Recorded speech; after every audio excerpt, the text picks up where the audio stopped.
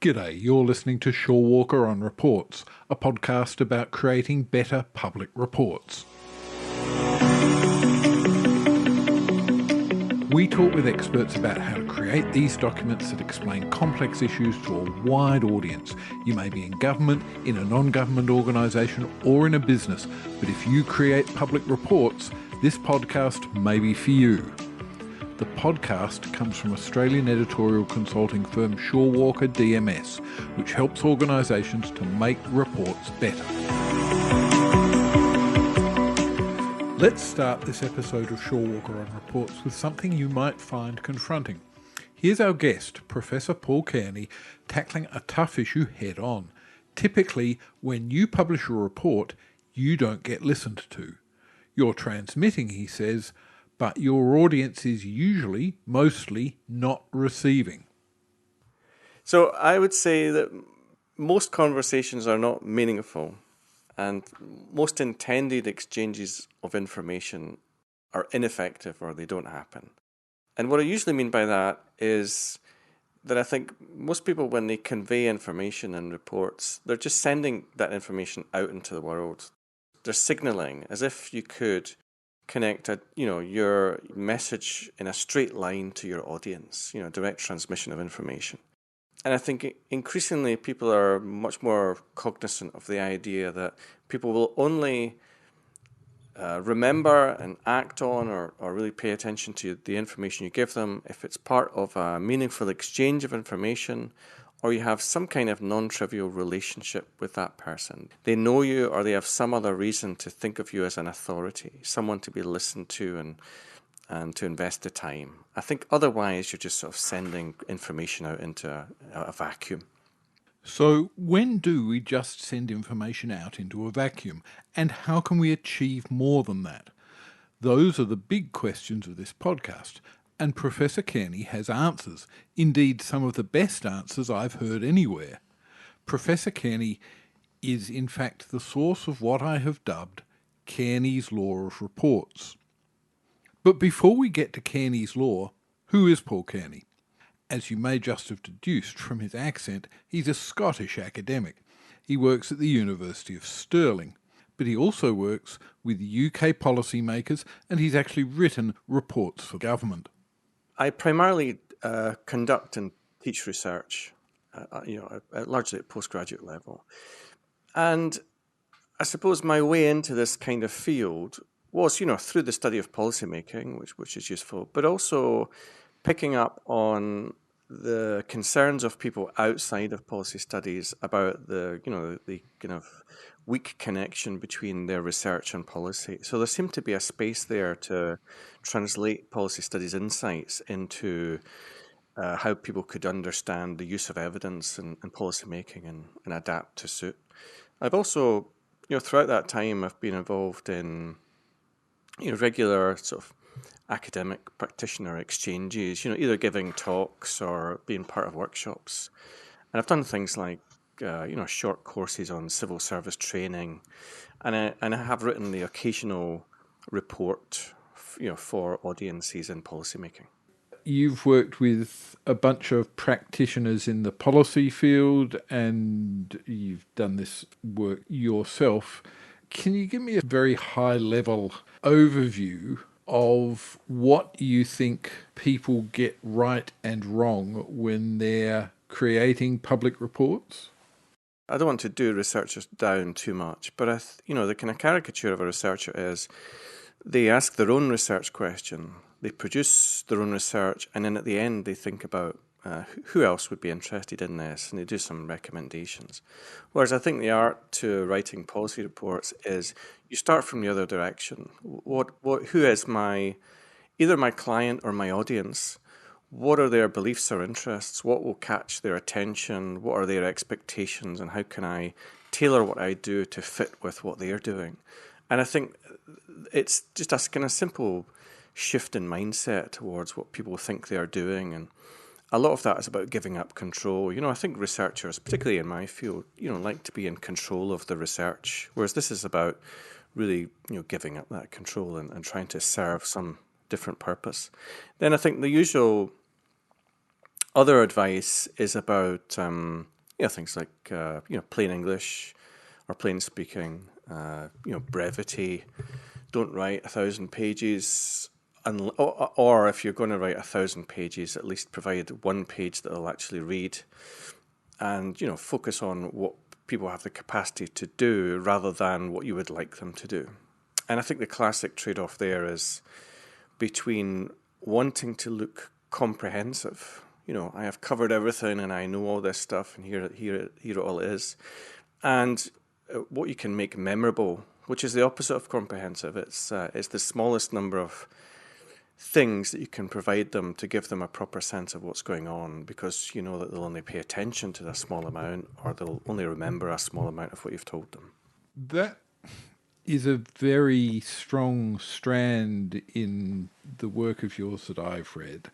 And it's a really quite striking theme, partly because it's so uncommon to be telling people that most people are not very interested in most of what you have to say is something people seem reluctant to do. I say it with a smile on my face, usually. I don't think it should be such a hard sell if people just reflect on how they process information or what they pay attention to. Because I think the basic point is there's an almost infinite or overwhelming amount of information out there, and we only have a finite ability to pay attention to it and process the information. So of course we're making all sorts of choices, and we're having to ignore almost everything almost all the time to be able to function, to make choices. So I think it's probably just a hard sell, because if you do research or you're looking to provide advice, the inclination or the incentive, quite rightly, is to produce a comprehensive, thorough report. Because policy problems and policy making is complex and hard to understand. But at the same time, people only have this ability to understand small parts of it. They'll interpret it in different ways. So it shouldn't be such a hard sell, I think. It shouldn't be so unusual. Hearing Paul Cairney say this, and hearing him say it this bluntly, was a bit of a revelatory moment for me. Everyone has to ignore almost all information almost all of the time. I've decided this really deserves to be called Cairney's Law.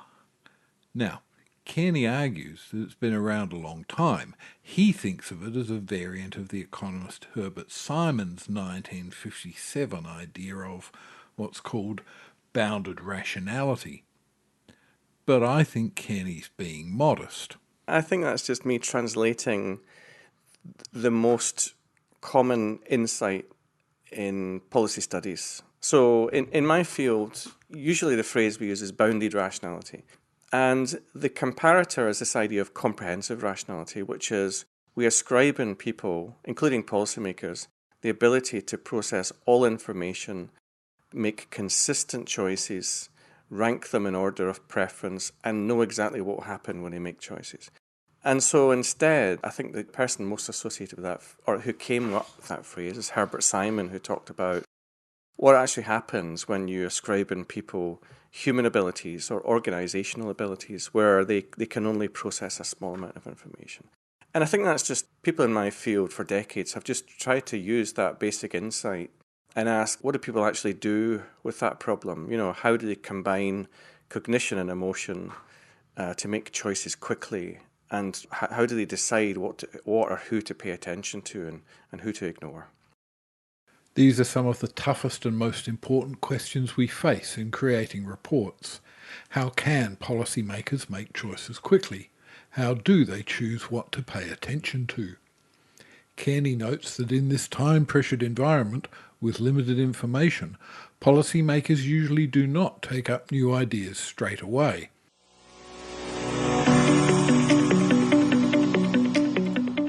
So, policymakers don't immediately select most of the ideas they're offered.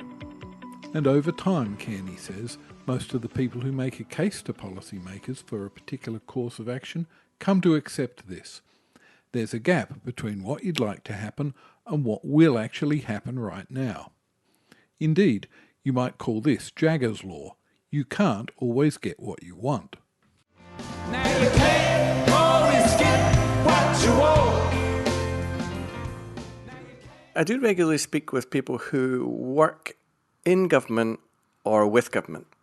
And now, this isn't a uniform experience, but it's typical. You have people who have certain expectations before they go in, and they're high expectations based on what they require from policymaking. They need things to change, because there are a huge number of policy problems that exhibit crises and inequalities and such like. So they need things to happen. They have evidence, or they think they have evidence on how to solve it. So they go into government or with government thinking, okay, this process should work this way to get what I want. But then whenever I've given a talk or spoken with people who have experience, we actually use the same language.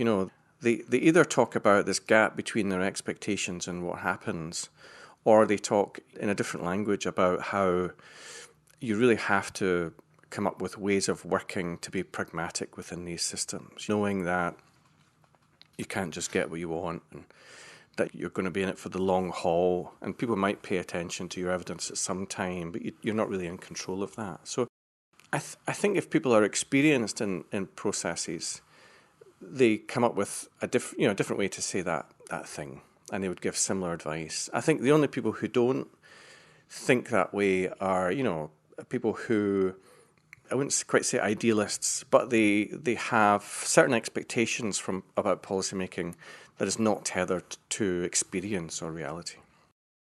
So, why is it that people so often can't get what they want out of policymakers? Why is there such a gap between what the people who contribute to reports want to happen and what policymakers end up doing? Why do the people who write reports so often feel that they remain unheard? It's funny, so I gave a talk recently and the feedback was, I was describing a dysfunctional system or a chaotic system or something like that. Or this is the impression that some people have of policymaking, that it's, no one's in control and that sort of thing. Or you talk about, the incompetence of politicians, or that they're bad actors or something like that.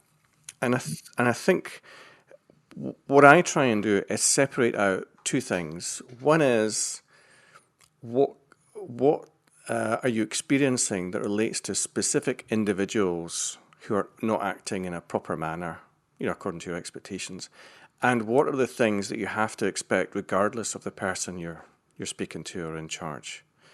So I would say some of them are individual, but a lot of them are systemic. And so it's the systemic type of factors that I talk about.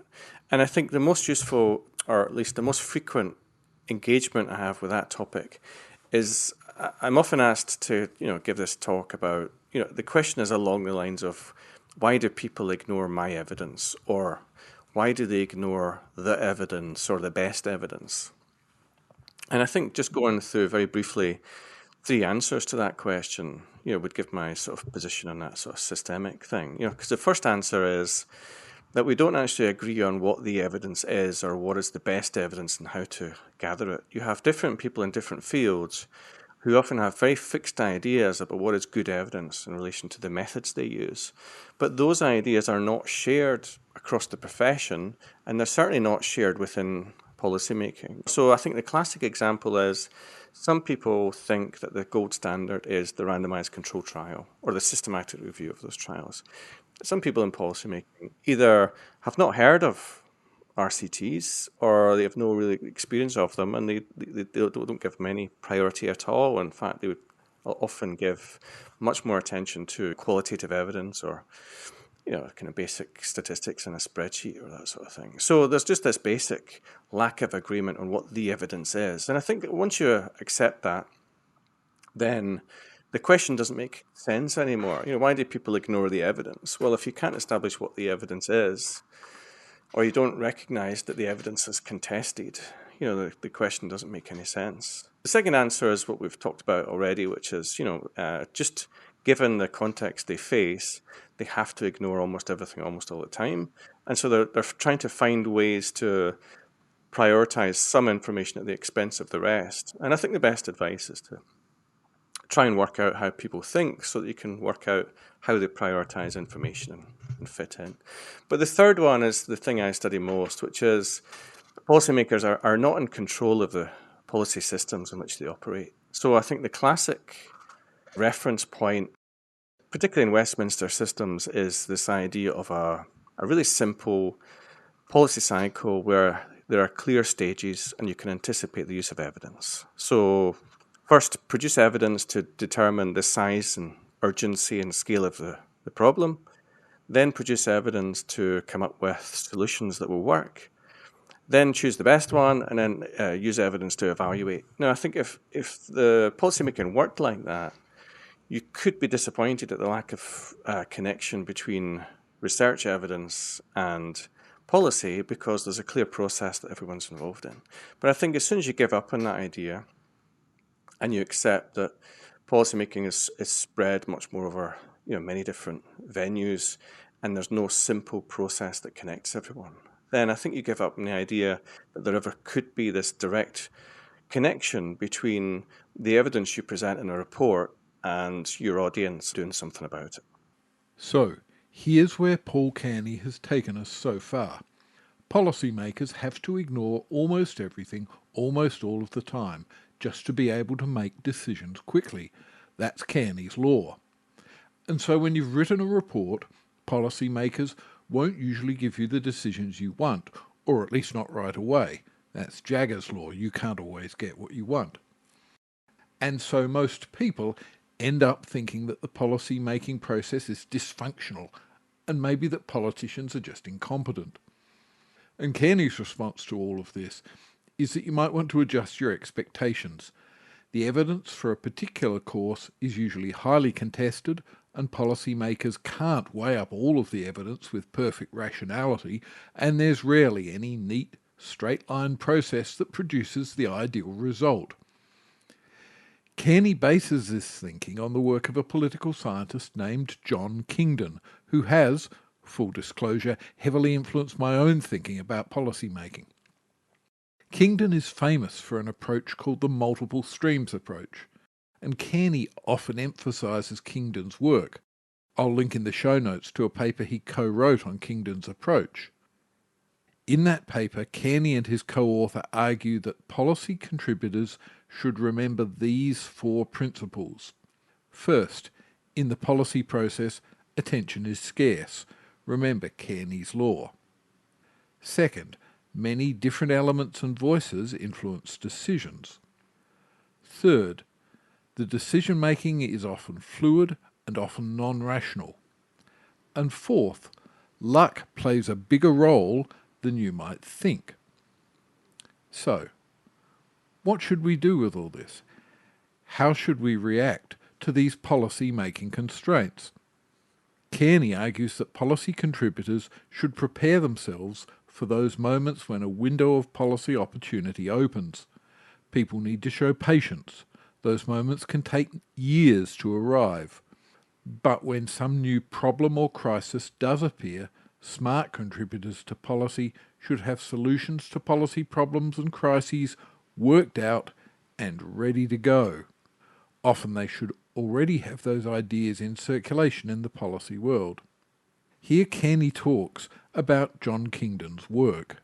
So I reckon when I look at studies of the use of policy studies in other fields, so say health, public health, that sort of thing, multiple streams in Kingdon I think is by far the most popular. I think because it gives you this hopeful message. If you can act like a policy entrepreneur, if you can invest your time to maximize the impact of your solution, you can make a disproportionate difference. And that is about working out how to exploit a window of opportunity. People will pay disproportionately high attention to an issue for a short amount of time, so you have to have this solution available that you can attach to a problem and hope that they have the motive and opportunity to act. And that can all happen in this notional window of opportunity. Now, I think the tricky thing is how to convey how that relates to policy studies rather than, individual psychology. Because I reckon when people think of a window of opportunity, they think of something akin to an individual exchange. Now, I think what Kingdon is really talking about is this window of opportunity in a really complex, competitive, huge political system in which you are waiting for this, the correct conditions to arise. But he talks about the amount of time you might have to wait can be anything from tomorrow to 10 or 20 years. I think there are those two things. There's a timing, of course, is important, but that timing is only to some extent in your control. His other metaphor is that these entrepreneurs think of them as surfers waiting for the big wave rather than being in control of the water or the sea. So I think there is a good double message there. One is about, trying to understand a political system enough that you can act effectively in it. But the other is to accept that you may be waiting a remarkably long amount of time for this thing to arise. It's not going to be, you'd be lucky if it's tomorrow, and it might be that you're talking about a career for the kind of change you're looking for. I confess, I have my own favourite example of waiting a long time for a policy opportunity. This example comes from the 2008 global financial crisis, which is still widely regarded as a high point for Australian economic policymakers. The Australian Treasury is the national government's economic policy-making body, and it came to the crisis still remembering a bad policy call from 15 years earlier. At the start of the 1990s, it had delivered a lot of stimulus in reaction to Australia's 1990 and 91 recession. And not that unusually, the Treasury had delivered it slowly, so that much of it arrived in 1993 or even later, when the economy was already booming again. What happened next, according to the version I heard during the crisis, was that Treasury had taken this 1990s failure to heart and decided it needed to do better in the next economic downturn. And so a senior economic bureaucrat named David Tune sat down with a few colleagues and wrote a report about what to do in the next big slowdown. According to the version I heard, that report lived in a bottom drawer in David Tune's desk, literally or perhaps figuratively, for well over a decade. And then in September 2008, when the global financial crisis hit, Treasury pulled it out. It had a pretty simple set of recommendations that got actually transformed into a single policy phrase.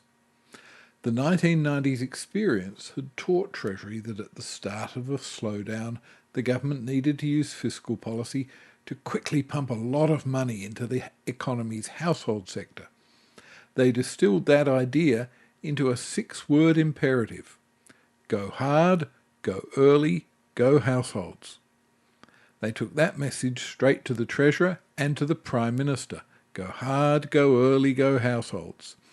And that message, delivered with real conviction, actually lodged in the minds of the people who would have to execute it quickly, politicians who weren't career economic experts.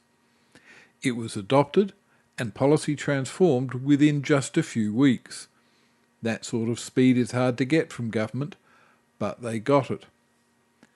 And Australia, almost uniquely among developed nations, didn't go into recession in that period. So while I'm cautious about declaring government policy successful, it may be that this was indeed a success. And if it was a success, it succeeded because Treasury had it ready when the need arose, and because Treasury communicated it clearly: go hard, go early, go households.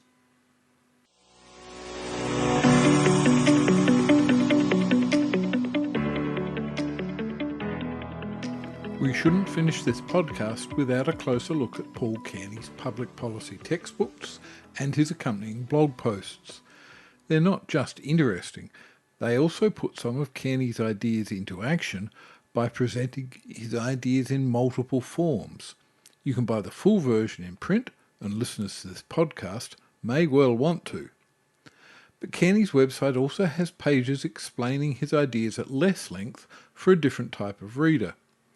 Links to both Cairney's books and to his blog are on the podcast website at shorewalker.net. Here's Paul Cairney again. The thing that got most attention outside of students and colleagues is the book called The Politics of Evidence-Based Policymaking. So that wasn't a textbook, that was just a short book I wrote in 2016 and prompted all these talks.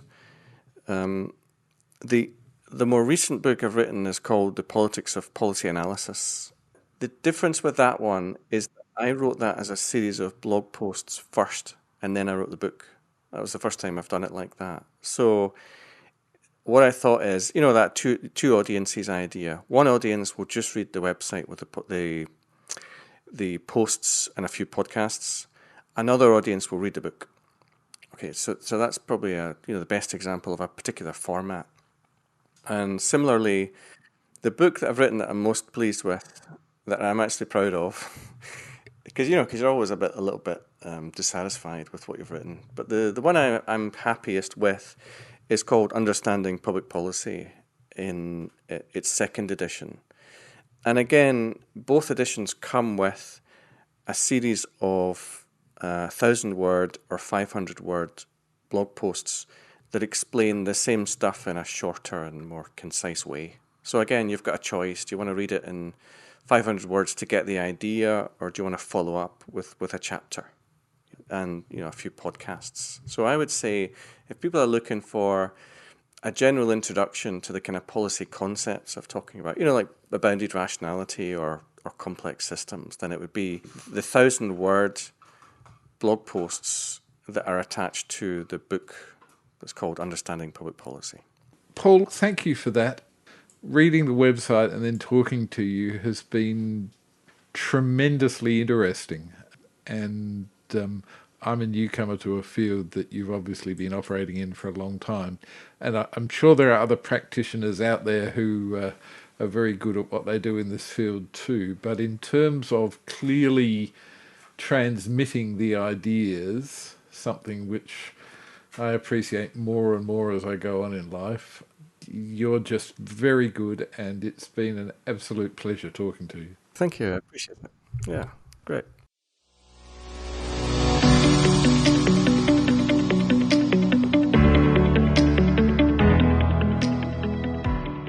I invited Paul Cairney to talk about his ideas in part for this reason. He represents, at least to me, the evolving frontier of thinking about communicating public policy.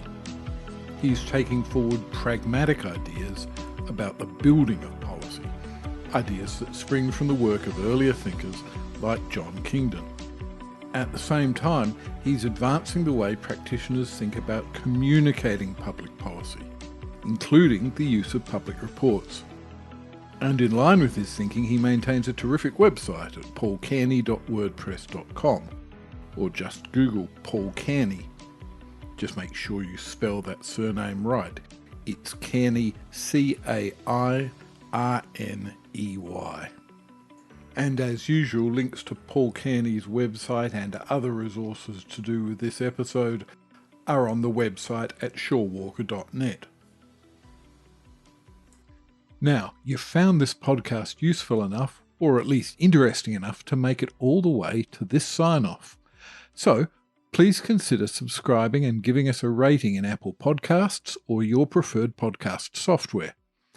And if you like what you've heard, you can hire a firm which understands these ideas. I'm David Walker, and I run Australian editorial consulting firm Shorewalker DMS. Shorewalker DMS produced this podcast, and we help organisations to make reports better. You can find more ideas like these at our website, shorewalker.net. And if you need to improve the quality of your reports or other media, contact us through the contact form at shorewalker.net. Take care.